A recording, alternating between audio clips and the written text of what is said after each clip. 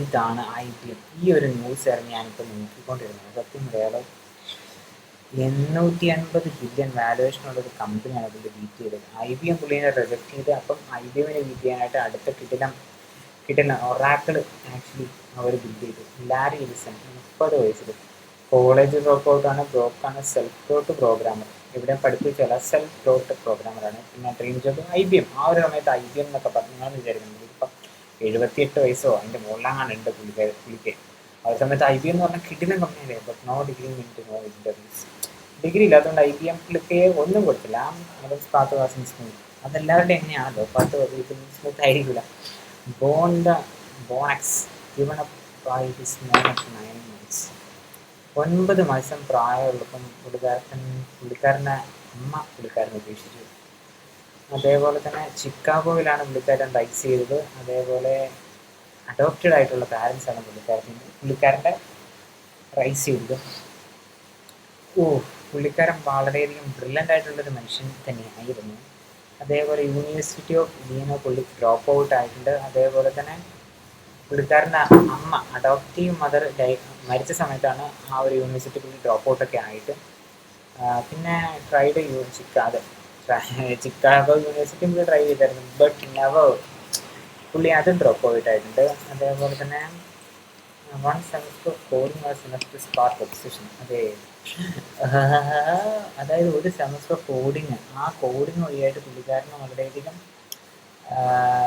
Easy ആയിട്ട് പരിപാടി ഇതാക്കാനായിട്ട് coding വളരെയധികം ഇഷ്ടപ്പെട്ടു. സിമ്പിളായിട്ട് എനിക്കൊക്കെ സത്യം പറയാമല്ലോ, എനിക്കിപ്പം ഇത് ഒരു വർഷം കഴിഞ്ഞപ്പോഴത്തേക്കും ഞാനത് വെറുത്ത്. കോഡിങ് എന്ന് പറയുന്നത് എന്താണെന്ന് എന്നോട് ചോദിച്ചത്. ഞാൻ ഒരു വർഷം കഴിഞ്ഞപ്പോഴത്തേക്കും എനിക്ക് പരിപാടി ഉള്ള കാര്യം പറയുന്നത് നല്ല രീതിയിൽ വെറുത്തത്. Though is 20s he took the job to get 20s പുള്ളി ഇങ്ങനെ ജോബ് ബാങ്ക്സ്, അതേപോലെ ഇൻഷുറൻസ് കമ്പനിയിലെല്ലാം പുള്ളി വർക്ക് ചെയ്തിട്ടുണ്ടായിരുന്നു. അതേപോലെ തന്നെ പുള്ളിക്കാരൻ പ്രോഗ്രാമിംഗ് ഒക്കെ ചെയ്യുന്നുണ്ടായിരുന്നു. Learning program by doing not studying.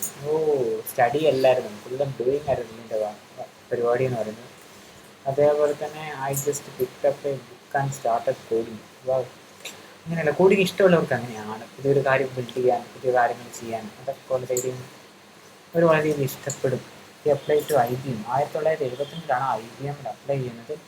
ടെക്കൊക്കെ നന്നായിട്ടറിയാം. അതേപോലെ തന്നെ നല്ല എക്സ്പീരിയൻസും ഉണ്ട്. പക്ഷേ HR കെയർ ചെയ്യൂല. എത്ര പേരെയാണ് കയറിയാത്തത്? HR പറഞ്ഞിട്ട് കാര്യമൊന്നുമില്ല. No degree no interview. ഇപ്പോഴത്തെ കാലഘട്ടത്തിൽ അങ്ങനെ തന്നെയാണ്. എന്നാലും ഇപ്പം ചെറുതായിട്ട് മാറി വരുന്നതൊക്കെ ഉണ്ട്. റിജക്ഷൻ എന്ന് പറയുന്നത് അങ്ങനെ പറന്ന് ഇങ്ങനെ വന്നുകൊണ്ടേയിരിക്കുകയായിരുന്നു. Ellison practice and dog west. California silicon വാലിയിലേക്കാണ് അണ്ണൻ നേരെ പടച്ചു വിട്ടത്. Just enough money for gas and food. ആകെ ഗ്യാസിനും ഫുഡിനും മാത്രമേ അണ്ണൻ്റെ അടുത്ത് പൈസ ഉണ്ടായിരുന്നു. പിന്നെ നോ പ്ലാൻ ഓൺലി അംബിഷൻ. ആ ഒരു അംബിഷനാണ് ഇപ്പോൾ ഒറാക്കിളിൻ്റെ അടുത്ത് എത്തിയിരിക്കുന്നത്. അറ്റ് അമിതാഹൽ കോർപ്പറേഷൻ ഈ work on IBM compatible mainframes. Then CIA project called Oracle. അത് ആക്ച്വലി ഒരു CIA പ്രൊജക്റ്റ് ആയിരുന്നല്ലോ ഈ ഒറാക്കിൾ എന്ന് പറയുന്നത്. ഈ study IBM's research paper on databases. ആ ഒരു ഡാറ്റാബേസ് എനിക്ക് തോന്നുന്നു ഒറാക്കിളിന് ചിലപ്പോൾ ഡാറ്റാബേസ് ഉണ്ടാവാൻ ചാൻസ് ഉണ്ട്. ഡാറ്റാബേസ് ഉണ്ടാവാൻ ചാൻസ് ഉണ്ട്. ആ റിസർച്ച് പേപ്പേഴ്സ് വഴിയായിട്ടാണ് IBMൻ്റെ ഡാറ്റാബേസ് ഒക്കെ അവർ പഠിച്ചത്. So what IBM ignored commercial potential. അതെന്താണാവോ കൊമേഴ്ഷ്യൽ പൊട്ടൻഷ്യൽ? 1997 ഈ ഫൗണ്ട് സോഫ്റ്റ്വെയർ ഡെവലപ്മെൻറ്റ് ലാബ്സ്. 1977 പുള്ളി സോഫ്റ്റ്വെയർ ഡെവലപ്മെൻറ്റ് ലാബ്സ് തുടങ്ങിയിരിക്കുന്നത്. $200 അന്നത്തെ പറയാൻ പറ്റില്ല. അന്നത്തെ $2,000 $200. അതേപോലെ തന്നെ 90 സ്ക്വയർ ഫീറ്റിലായിരിക്കും ഓഫീസ് ഉണ്ടായിരിക്കുന്നത്. അങ്ങനെയാണ് നമ്മൾ പണ്ട് വിട്ടേക്കുന്നത്. മിഷൻ ബിൽഡ് ഡാറ്റാബേസ് വെച്ചതായിരിക്കും. അതായിരുന്നു ഒരു നല്ല കിടന്ന ഡാറ്റാബേസ് അവർക്ക് ഉണ്ടാക്കാൻ. IBMനേക്കാളും പൊളിച്ചടിക്കുക എന്നുള്ളത്. 1981 IBM വാസ് ലൈസൻസിങ് ഒറാക്കിൾസ്. ഒറാക്കിളിൻ്റെ ഡാറ്റാബേസ് ലൈസൻസ് ചെയ്തിരുന്നോ? The same company that wouldn't hire Ellison. കിട്ടില്ല. അതാണ് ചില സമയത്ത് നമ്മൾ കൺസിസ്റ്റൻ്റ് ആയിട്ട് ഇരുന്നാൽ ചില റിജക്ഷനൊക്കെ കുറച്ചും കൂടി ഒരു അക്സെപ്റ്റൻസിന് വഴി വരും. ഇതൊക്കെയാണ് കാരണം IBM ആണ് ഒറാക്കിളിൻ്റെ ഡാറ്റാബേസ് ലൈസൻസ് ചെയ്ത് കൊടുത്തത്. ആ ലാരി എലിസനെ റിജക്റ്റ് ചെയ്ത കമ്പനിനെ അതിൻ്റെ ഒരു ഡാറ്റാബേസ് ഇതാക്കി കൊടുത്തു, ലൈസൻസ് ചെയ്ത് കൊടുത്തു എന്നാണ്. അതേപോലെ പുള്ളിക്കാരൻ ഇപ്പം പേ ചെയ്യാനായിട്ട് തുടങ്ങിയിട്ടുണ്ട്. ഒറാക്കിൾ എക്സ്പ്ലോർ ചെയ്യാൻ തുടങ്ങിയിട്ടുണ്ട്. 1986 തന്നെ പബ്ലിക് ആയിട്ടുണ്ട്. സത്യം പറയുമല്ലോ 1987 ഡാറ്റാബേസ് ഫുള്ളും അവരുടെ കയ്യിലായിട്ടുണ്ട്.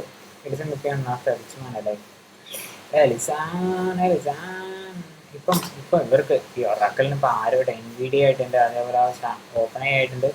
പിന്നെ ഇവർക്ക് ആക്ച്വലി ഇപ്പോൾ ഒരു ടൈപ്പ് ഉണ്ട്. അതാണ് ഇതിൻ്റെ വേറൊരു കാര്യം എന്ന് പറയുന്നത്.